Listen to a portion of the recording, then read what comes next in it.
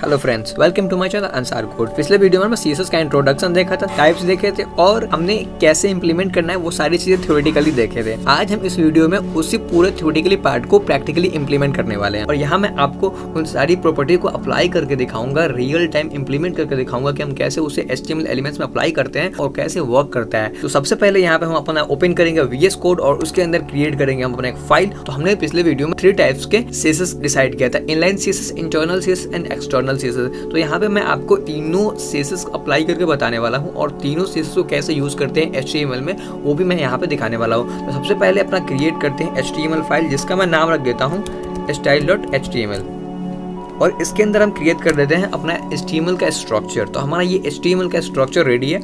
सबसे पहले यहाँ पे हम आज देखेंगे इनलाइन CSS। तो सबसे पहले एक हेडिंग क्रिएट करते हैं और उसको लिखते हैं दिस इज माई वेबसाइट। तो ये हमारा एक छोटा सा हेडिंग है। अब इसको हम कलर देंगे, मार्जिन देंगे, पैडिंग देंगे, बैकग्राउंड कलर देंगे। फाइल को हम ब्राउजर पर रन करते हैं और फिर उसके बाद मैं आऊँगा यहाँ पे बैक और इसको दूंगा स्टाइलिंग। सबसे पहले इसको हम रन करते हैं अपने ब्राउजर पे। तो ये हम सक्सेसफुली ब्राउजर पर रन हो गया। अब हम इसको देते हैं स्टाइलिंग। यहाँ पे हम इनलाइन CSS को कैसे यूज करते हैं मैंने एक वीडियो में कवर अप किया था, लेकिन मैं फिर से आपको यहाँ पे बताता हूँ।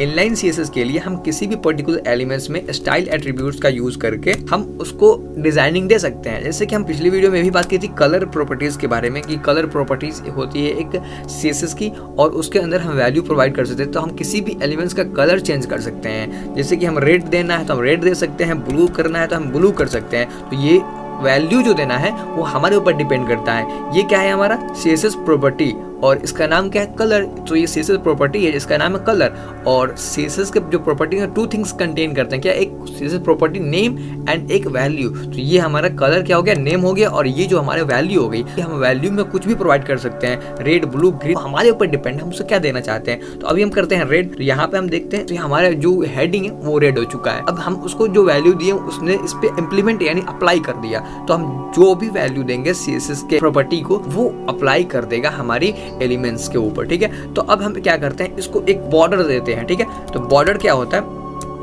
आपको बॉर्डर समझ में आ रही है। ये भी एक CSS की प्रॉपर्टी है जो किसी भी चीज को बॉर्डर देती है चारों तरफ से। ठीक है, तो हमने बॉर्डर दे दिया 2 पिक्सल सॉलिड ब्लू। तो ये अगर आपको ये चीज़ें समझ नहीं आ रही तो फिर टेंशन लेने की कोई ज़रूरत नहीं, क्योंकि मैं आने वाली CSS की वीडियोस में ये सारी चीज़ें कवर अप करने वाला हूँ। तो यहाँ पे आपको सिर्फ इतना समझना है, कलर एक प्रॉपर्टी है CSS की, बॉर्डर भी एक प्रॉपर्टी है CSS की, जिसके अंदर हम वैल्यू दे सकते हैं। जैसे कि हमने रेड इसमें वैल्यू दिया है और इसमें क्या है 2 पिक्सल सॉलिड ब्लू। तो 2 पिक्सल ये हमारे बॉर्डर का साइज है, सॉलिड यानी कि ये बता रहा है कि हमारा बॉर्डर किस टाइप का चाहिए, सॉलिड या फिर डॉटेड चाहिए। जैसे कि हम यहाँ पे कर दे डॉटेड, तो ये क्या करेगा डॉटेड डॉटेड बॉर्डर देगा हमारा।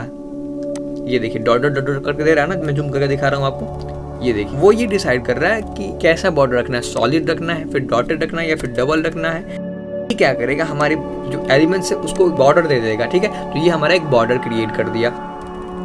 यहाँ पे देखिए डबल बॉर्डर है हमारे पास। ठीक है, तो आई होप आपको ये समझ में आ गया। तो ये 2 चीज़ें हैं, 2 प्रॉपर्टीज़ को हमने यहाँ पे यूज़ किया हुआ है एक हेडिंग के ऊपर। तो ये हमारा इनलाइन CSS का एक छोटा सा एग्जांपल था। अभी हम देखते हैं इसके जो बॉडी है यानी कि हमारा जो ये पूरा बैकग्राउंड है वाइट है, हम चाहे तो इसको क्या कलर दे सकते हैं, एग्जैक्ट हम दे सकते हैं। उसके लिए हमें इसके पूरे बॉडी में बैकग्राउंड कलर लगाना होगा। बॉडी में पूरे क्यों लगाना होगा, क्योंकि ये जो भी बॉडी का पार्ट होता है ना वही हमारे वेबसाइट में विजिबल होता है। ये जो हेडिंग होता है ये नहीं होता है, सिर्फ यहाँ से यहाँ तक हम जो भी चीज़ें इसके अंदर कंटेन करेंगे वो सारी चीजें हमारी वेबसाइट में विजिबल होंगी।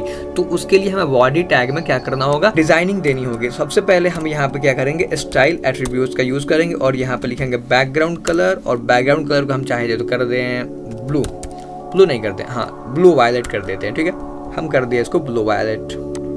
तो हमारा पूरा बैकग्राउंड कलर यहाँ पर चेंज हो जाएगा। हमने पेज को रिफ्रेश करी और ये हमारा पूरा बैकग्राउंड चेंज हो चुका है। जब हम किसी भी पर्टिकुलर थिंग्स में हम देते हैं बैकग्राउंड कलर तो वो उस चीज का बैकग्राउंड कलर चेंज कर देगा। जो भी हम कलर देंगे वो उसके ऊपर अप्लाई कर देगा। ठीक है, तो ये छोटी सी एग्जांपल थी हमारा इनलाइन CSS की। अभी हम देखेंगे इंटरनल CSS और इंटरनल CSS को कैसे अप्लाई करते हैं वो देखते हैं। तो इंटरनल CSS के लिए हमें हेड सेक्शन में स्टाइल एलिमेंट्स को अप्लाई करना पड़ता है। तो सबसे पहले हम यहाँ पे नॉर्मल बना लेते हैं और फिर मैं आपको फिर से अप्लाई करके दिखाऊंगा इंटरनल CSS के थ्रू और बिल्कुल सेम प्रॉपर्टी को मैं अप्लाई करूंगा तो आपको क्लियरली समझ में आए। तो सबसे पहले मैं इसको करते हैं क्लियर। अब सिंपल एक हेडिंग है और कुछ नहीं है। ये देखिए हमारा पेज बिल्कुल रिफ्रेश हो चुका है और मैं फिर से इसको स्टाइलिंग देता हूँ थ्रू इंटरनल सीएसएस और स्टाइल एलिमेंट्स के अंदर अब हम देते हैं उसको स्टाइलिंग। तो जैसे कि हमने उसके बॉडी के अंदर दिया हुआ था बैकग्राउंड कलर, हमने बॉडी ले लिया। तो याद रखिए जो भी हमें डिजाइन करना है उसके नेम को हमें यहाँ पे टैग करना पड़ेगा, हमको बताना पड़ेगा कि हम इस प्रॉपर्टी को, हम इस एलिमेंट्स को, मतलब कि HTML के इस एलिमेंट्स को हम डिजाइन करना चाहते हैं। तो हम किस चीज को बैकग्राउंड कलर देना चाहते हैं, तो बॉडी को। तो बॉडी को हम यहाँ पे लेंगे और उसके साथ कर्ली ब्रैसेस लेंगे और कर्ली ब्रैसेस के अंदर हम उसकी प्रॉपर्टी को अप्लाई करेंगे। अगर इसको हम बाहर अप्लाई करना चाहे ना तो फिर वो क्या होगा, एरर देगा, हम नहीं कर सकते हैं, अलाउ नहीं करता है सीएसएस। तो सीएसएस के लिए हमें प्रॉपर्टी नेम और कर्ली ब्रैसेस को यूज करना पड़ता है और कर्ली ब्रैसेस के अंदर जितनी भी प्रॉपर्टी होती है उसको हम अप्लाई करते हैं। तो यहाँ पे बॉडी टैग के ऊपर हम अप्लाई करते हैं बैकग्राउंड कलर। बैकग्राउंड कलर का हमने ब्लू वायलेट दिया था पिछले एग्जांपल में, तो यहाँ पे हम उसको ब्लू वायलेट देते हैं। क्या ये वर्क करेगा?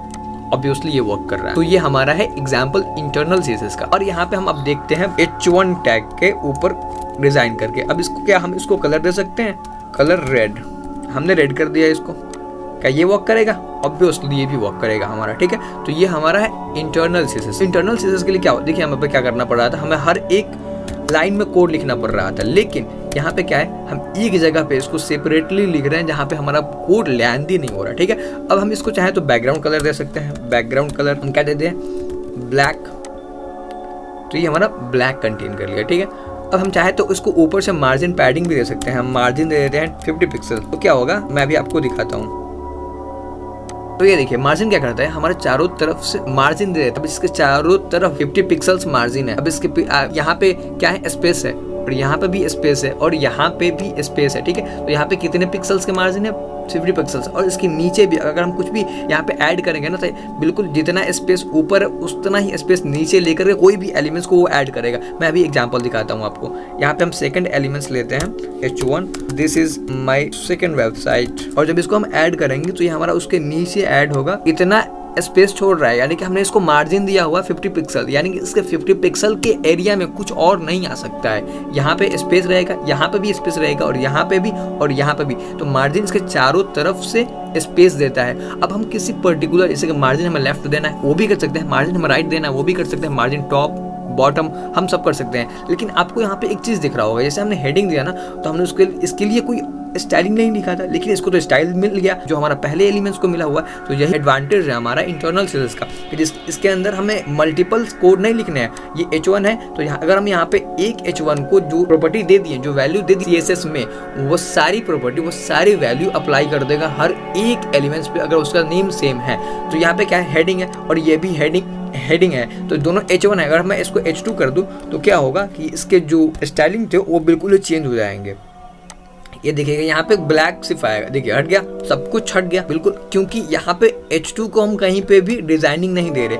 अगर हम इसको कॉपी करते हैं और यहाँ पे कर दिए पेस्ट, और इसका नेम चेंज करके हमने इसको H2 कर दिया, तो क्या होगा, जो हमारा H2 हेडिंग है उसके ऊपर भी ये अप्लाई कर देगा। ये कर दिया तो क्योंकि H2 का हमारा साइज छोटा होता है, तो इसलिए उसको साइज बाय डिफॉल्ट ही छोटा ले रहा है। हम चाहे तो इसका साइज भी इंक्रीज कर सकते हैं, जैसे कि हम इसको यहाँ पे दे देते हैं फॉन्ट साइज, हम दे दिए 50 पिक्सल। तो ये देखिए हमारा फॉन्ट साइज यहाँ पे इंक्रीज हो जाएगा।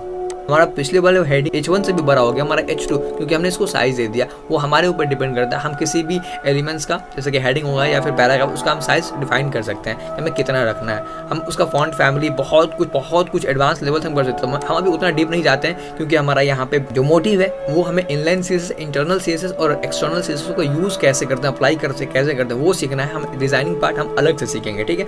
तो ये हमारा है इंटरनल सीएसएस। अब मैं आपको बताता हूँ एक्सटर्नल सीएसएस। एक्सटर्नल सीएसएस को कैसे एक सेपरेट फाइल बना के HTML के फाइल में लिंक करके उसको हम HTML के एलिमेंट्स के ऊपर अप्लाई कर सकते हैं। तो सबसे पहले मैं इसको क्लियर करता हूँ। हम इसको कर लिए क्लियर, और ये हमारा एक फिर से नॉर्मल पेज बन चुका है, ठीक है। अब मैं यहाँ पे बनाता हूँ एक CSS का फाइल, उसका भी हम नाम क्या रखते हैं, style.css।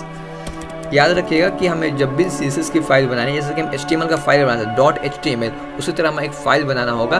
किसी भी नेम से हम बना सकते हैं, लेकिन उसके बाद नेम के बाद .css लिखना होगा, ताकि उसको पता चले कि ये एक CSS की फाइल है। उन्हें कैसे पता चलेगा कि CSS की फाइल है, हम किसी नाम से क्रिएट कर देंगे, CSS का कोड लिखेंगे तो ये होगा, नहीं होगा। तो हमें एक फाइल नेम और उसके बाद .css करके एक फाइल को क्रिएट करेंगे, तो ये हमारा एक CSS का फाइल क्रिएट हो गया। देख रहे हैं आपको style.css। अब इसके अंदर हम कुछ भी नहीं लिख सकते, हम CSS का कोड लिखेंगे तो उसका कुछ रूल होता है। जैसे कि हम बताए थे कि जब किसी भी पर्टिकुलर एलिमेंट को स्टाइल देना तो सब उसको नेम, उसके नेम को लिखते हैं और उसके नेम को लिखने के बाद हम कर्ली ब्रेसेस के अंदर उसकी सारी प्रॉपर्टी अप्लाई करते हैं। किसकी? CSS की सारी प्रॉपर्टी को अप्लाई करते हैं। ठीक है, तो यहाँ पे हम जल्दी से पहले आते हैं CSS का जो फाइल है उसको हम लिंक करते हैं कहाँ? हेड सेक्शन में, HTML का फाइल में।